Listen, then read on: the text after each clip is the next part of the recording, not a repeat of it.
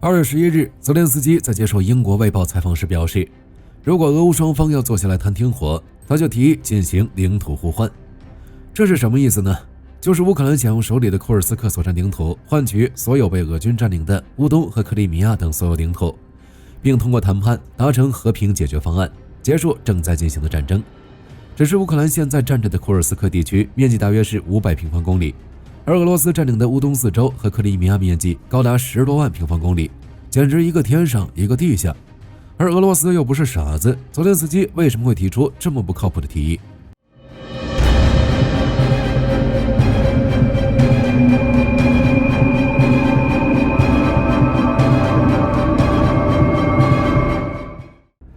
俄罗斯不是傻子，泽连斯基难道就很傻吗？他的这个提议看似不太靠谱，但从某种程度上来说，更像是一种谈判策略，或者说是一种筹码。泽连斯基可能是想通过这种方式给俄罗斯方面施加压力，让他们在谈判桌上做出更大的让步。火力军个人认为这是一个高招。这3年来，泽连斯基一直在强调乌克兰所有领土的主权完整性，曾明确排除了割让任何领土的可能性，并称这样的行为将使乌克兰变得弱小。但在这3年时间里，内部战场前线如托列茨克、红军村等关键地区不断遭受俄军重压，外部又受申请加入北约进度缓慢、索要核武器未果，以及近期特朗普政府态度未明等因素影响。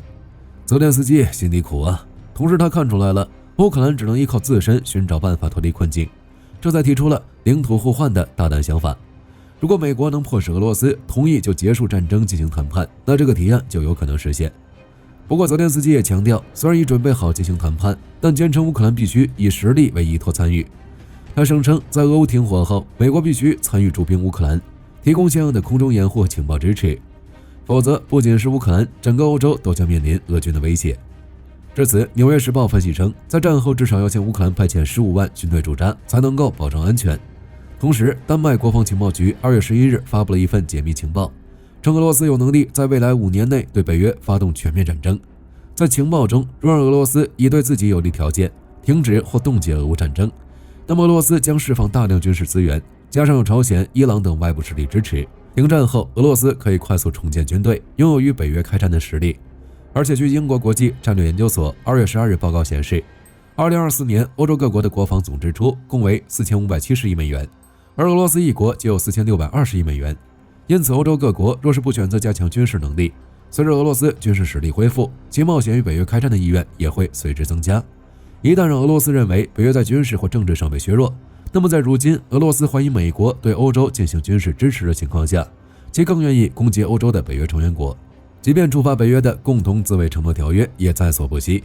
按照丹麦国防情报局评估的俄乌停战后俄罗斯日益增长的军事威胁的时间表显示，俄罗斯可能会在6个月内对除乌克兰以外的邻国发动局部战争，2年内对波罗的海地区的北约国家进行实质性威胁。若是北约5年内没有拥有与俄罗斯对抗的军事实力，那么俄罗斯可能会对欧洲发动一场大规模战争。这些并不是危言耸听，而是今后可能发生的事实。美国战争研究所也曾做出类似的评估，称俄罗斯正在为未来与北约冲突做准备。那么面对泽连斯基的互换领土提议，俄罗斯同意了吗？答案显然是否定的。其外交部发言人扎哈罗娃直接在发布会上情绪失控，用近乎尖叫的声音说，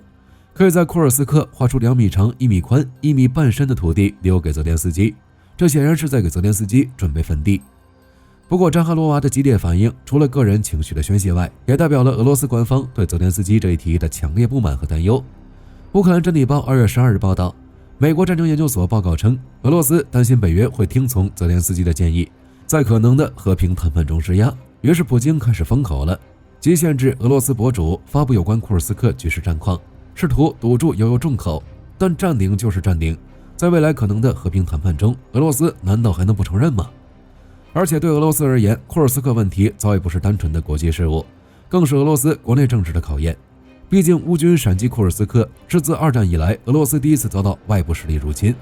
而库尔斯克的持续战斗已经在俄罗斯国内激起反战情绪，可能已威胁到俄罗斯社会稳定。因此乌克兰只要在库尔斯克站稳脚跟，就能在和谈中更有利。而普京为了尽快化解库尔斯克带来的复杂局面，可能会在谈判中做出一些让步。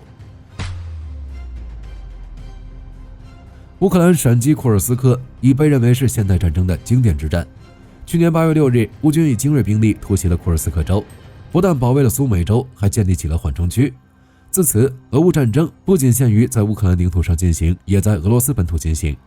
颜面尽失的普京愤怒不已，一开始就集结5万大军，先后3次发动大规模反攻，试图把乌军赶出库尔斯克，但都失败了。之后，俄罗斯就明白，单靠自己的军队已经没有能力收回库尔斯克了。不得已，号称世界第2大军事强国的俄罗斯放下了自己大哥的身段，开始求助自己的小弟朝鲜。在付出一系列不可告人的代价后，朝鲜小弟很给力的向俄罗斯派遣了12000名士兵以及200门远程火炮和大量弹药，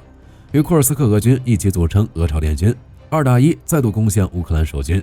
直接收回了几百平方公里的俄罗斯领土。不过，由于人员伤亡和资源损耗过大，如今6万左右的俄朝联军已经无力应对数量不及他们1半的乌克兰军队了。尤其是2月初，在法捷西耶夫卡村的那场反攻，甚至和谈筹码的重要性的乌军打出了堪比好莱坞大片的战斗。2月6日，集结的乌军精锐以苏贾东南部马赫莫夫卡村为起点发起反攻。前锋部队的乌军第47机械化旅士兵驾驶保尔坦克，用闪烁着火光的120毫米滑膛炮拉开了这场大战的序幕。之后，乌军第47旅在北约数字指挥系统的指挥下，通过 M2 步战车和无人机集群，抢突了俄军纵深防御阵地。乌军第114摩步旅紧随其后，很快就撕开了俄军第11空降旅的防线，并控制了科诺佩尔卡村一带。期间，俄军第11空降旅第144近卫摩步师的装甲机群反应速度很快，通过 T80、T90 等装甲坦克在预设雷区外形成了交叉火力网，并让电子战部队紧急启动电子干扰，配合 BMP-3 步兵战车和其搭载的短号反坦克导弹就地展开反击。不过，俄军仓促的反击如何应对得了乌军精心策划的战斗？在被乌军 M2 步战车发射陶式反坦克导弹快速摧毁装甲坦克后，俄军只能一边撤退一边抵抗。最终，双方在法纳塞耶夫卡附近展开了激战。在法纳塞耶夫卡村的战斗中，俄军电子战部队未能让乌军数据点瘫痪，反而被乌军电子战营的布科维尔机动干扰站锁住了频率，被压制在20公里的波段内。随后，乌军侦察连的光谱电子侦察车捕捉到俄军防空阵地坐标，紧接着3架携带 AGM-114A9X 飞刀导弹的 MQEC 灰鹰无人机俯冲投弹，精确摧毁了俄军 2S6M1 弹炮合一防空系统。失去防空掩护的俄军阵地瞬间暴露在乌军第45炮兵旅的海马斯火箭系统打击范围内，多枚火箭弹疯狂砸向俄军的装甲机群。驻守的俄军第177摩步团在失去了12辆 T72后被迫撤退，俄军主要反抗力量被彻底摧毁。再然后，乌军第47旅工兵营用扫雷车清理出一个50米的缺口，乌军豹2一路碾压过俄军阵地。乌军第144旅第3突击营的机械化士兵也在火力掩护下展开了清剿作战。当凌晨来临时，乌军第47旅的装甲部队已进入镇中心的市政广场，残余俄军则依托居民区打起了巷战，并使用单兵反坦克导弹和反装甲步枪连续摧毁乌军4辆步兵战车。为此，乌军出动多个凤凰战术小组，操作弹簧刀300，逐步清除抵抗俄军。随着俄军最后2辆2419自行火炮被巡飞弹摧毁，乌军旗帜终于在镇中心穹顶升起。据统计，此役乌军以损失8辆步兵战车和2门火炮的代价，摧毁俄军24辆坦克、17门重型火炮、3个电子战节点，以及损伤俄军100余人。法纳塞耶夫卡之战不仅撕开了俄军在库尔斯克南翼的防线，还减轻了乌军在乌东的压力，更验证了北约多域战在东欧平原上的有效性。事实证明，当信息化的装甲单元实现了与无人机蜂群协同作战，即便面对陆权强国的纵深防御体系也能够凿穿。如今乌军仍牢牢控制着数百平方公里的俄罗斯库尔斯克领土，火力军相信乌军接下来还会继续加大在库尔斯克的战斗投入。特朗普让乌克兰和俄罗斯走到谈判桌前的方法，简单说就是恩威并施。目前，美国已向乌克兰和莫斯科派出问题特使，其中俄乌问题特使基斯凯洛格将对基辅进行访问。据《每日电讯报》报道，凯洛格在采访中明确表示，美国已暂停了此前的乌克兰计划，目前美国正组织与北约盟友及乌克兰总统进行单独会晤磋商。在达成一致意见后，由凯洛格为代表，在2月14日到16日举行的慕尼黑安全会议中提出美国的乌克兰和平计划细节。俄罗斯方面，特朗普派出了中东问题特使史蒂夫·维特科夫进行了访问。白宫证实称，在维特科夫访问莫斯科后不到24小时，俄罗斯就释放了此前被捕的美国公民马克·福格尔。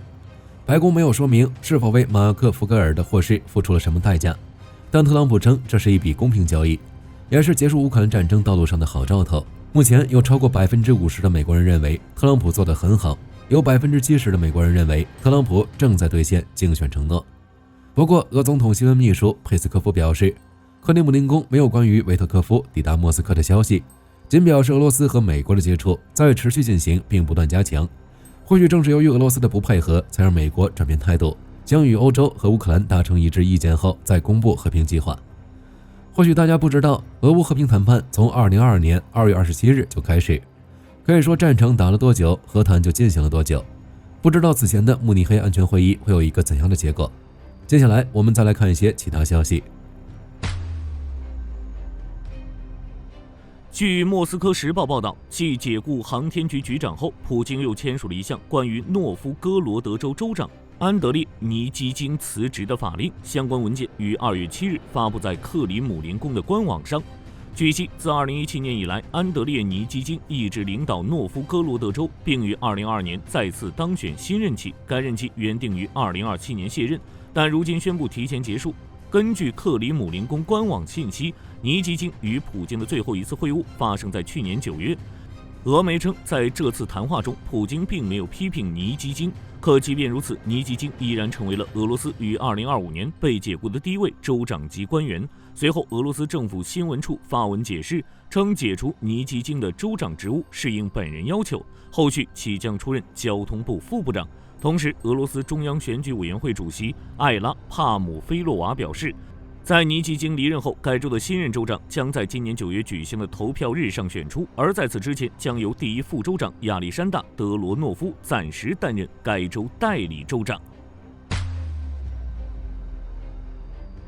据俄罗斯生意人报报道，由于俄罗斯的军区编制指挥效率极其低下，普京已下令对其进行重组改革，其中波罗的海舰队、黑海舰队、太平洋舰队、北方舰队和里海区舰队将由俄海军司令直接指挥，空天军和部分防空部队也将由空军司令直接指挥，而军区司令则将不再具有跨军种指挥权。目前，俄罗斯共有5个军区，分别为莫斯科军区、列宁格勒军区、中部军区、东部军区和南部军区。其中，莫斯科军区和列宁格勒军区此前统称为西部军区，而南部军区的责任区从2023年开始已扩大到了顿涅茨克、卢甘斯克、扎波罗热、赫尔松以及克里米亚地区。此前，这些军区的主要任务包括预测和评估可能会面临到的军事威胁，并提出反制建议，以及展开战略威慑活动。如今，根据普京的命令，各军区取消了联合战略指挥部，将成立新的军事委员会，负责各军区的征兵和国防动员工作，确保军区各部队能够直接得到所需兵员配备。同时，军区的任务也增加了，例如新增的战备、动员预备役以及防空等工作，同时还需负责组织和实施打击关于国外情报的秘密计划。事实上，自乌俄战争爆发后不久，俄军就开始对军区指挥权进行调整。例如，俄海军各舰队于2023年春开始就陆续从军区指挥中撤出，其中掌握俄罗斯主要海基和打击力量的北方舰队，更是凭借其特殊地位，在此方面的尝试走在最前面。其最早于2014年就从西部军区分离出来，开始进行独立部署。去年2月，北方舰队并入重建的列宁格勒军区，归军区指挥。但此次军事改革后，以前分配给北方舰队的责任区，例如科米共和国阿尔汉格尔斯克州、摩尔曼斯克州和涅涅茨自治区，将交给列宁格勒军区负责，而北方舰队则将直接归海军总司令指挥。根据媒体报道，法国近日首射了新型未来战术导弹。按照法国国防采购局公布的信息，该导弹又被称为第5代反装甲导弹，首次交付计划于2028年进行，届时将作为法国陆军虎式直升机的主要装备，以取代第1火2型导弹。至于本次试射的主要目标，首先是验证该导弹在传统飞行轨迹下，包括稳定性、控性等整体性能；其次是确认发射管在导弹发射时的安全性，确保未来能从地面载具、船舰或直升机等各种作战平台上安全发射。试射结果显示，该导弹的2段式推进系统已具备一定的成熟度，例如助推器在发射初期可提供足够的加速度，使导弹顺利脱离发射器。而主推进系统则确保导弹能达到8公里的最大射程，同时弹翼与尾翼展开系统也顺利通过安全验证，确保导弹能在飞行过程中保持稳定。总而言之，这次试射的整体效果已达到法国预期，将为其后续的开发奠定重要基础。据国防邮报报道，德国与芬兰帕特里亚公司签约，将投入5000万欧元，在其研制的6×6装甲车上整合内莫迫击炮，并建造通用装甲车辆系统的全新规格自走迫击炮与直管车辆，以提升德国地面部队的机动性，并促使战力现代化。按照帕特里亚公司的说法，其研制的6×6装甲车于2021年才问世，至今已获得超过800辆的订单，其中200辆已交付。该车重约15至24吨，长约7.5米，宽约2.9米，高约2.5米，可由2至3人操作，并可运送10名人员。公路最高时速可达100公里，作战范围约700公里。车载武器方面，包括25至30毫米的机炮，以及准备整合的 Nemo 迫击炮系统。这是一款120毫米口径的单管后膛装填式半自动迫击炮，属于 AMOS 双管迫击炮的轻量化版本。不仅可进行曲线射击，还可根据任务需求改成直射，其射程约10公里，每分钟射速可达6发。此前，这款迫击炮曾整合于帕特里亚8×8甲车以及美军 M113履带装甲车，甚至是小型舰艇上。如今再整合至6×6装甲车，已显示出该武器的多用途性。据日本朝日新闻报道，美国和法国海军以及日本海上自卫队于2月10日在菲律宾空域举行了联合演习，将持续到本月18日。演习内容包括打击以航母为攻击目标的战机对空战，以及通过巡逻机和直升机寻找潜艇踪迹的反潜战。参演对象包括美国航母卡尔文森号、法国航母戴高乐号、日本海上自卫队的加贺号。报道还指出，加贺号本身是一艘多功能护卫舰，但已于去年完成改装，能够搭载直升机并完成起降。部分自卫队高层已经认为，如今的加贺号与戴高乐号相比毫不逊色。根据媒体报道，日本目前正在大幅增强军备，其中在海上自卫队方面将投入882亿日元研究潜舰搭载的垂直发射系统以及潜射高超音速导弹。此外，日本现已有22艘柴电、崛起、动力潜舰，标准排水量大多处于2500吨至3000吨之间，包括已部分退役转为训练舰的亲潮级潜艇，以及水下主力的苍龙级潜艇和2艘最新的大鲸级潜艇。未来还有5艘同级舰将陆续建造完成并加入舰队，所以在日本研究出潜舰版垂直发射系统后，大概率会将其装设于大鲸级潜舰后续舰。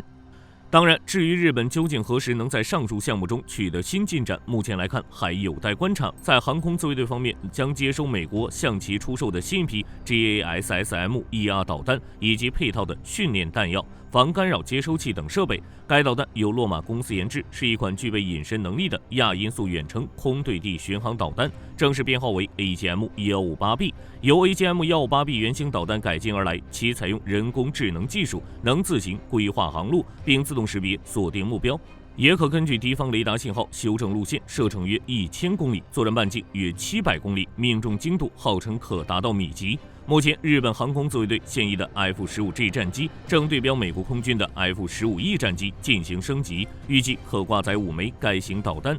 陆续列装的 F-35AB 战斗机也可直接搭载该型导弹。此外，据英国飞行国际网站披露，日本国产的 F-2 战机经改装后也可配备 JASSM-1R 导弹，而且日本还在效仿美国空军的 C-130和 C-17等运输机改装项目，试图将国产 C-2 战术运输机改装为简易轰炸机，以便能够空投 JASSM-1R 导弹。值得注意的是，与 JASSM-1R 导弹最为匹配的 F-35战机也出现交火延迟状况。据日本产经新闻报道称，由于 F-35战机的机载设备软件更新迟滞，导致日本3架 F-35战机的部署时间将推迟至2026年。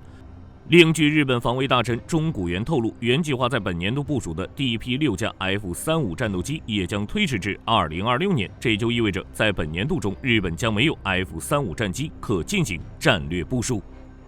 好了，本期节目到这里就结束了。对于乌军士必拿库尔斯克有什么要补充的，欢迎在评论区留言讨论。我是火力军，下期再见。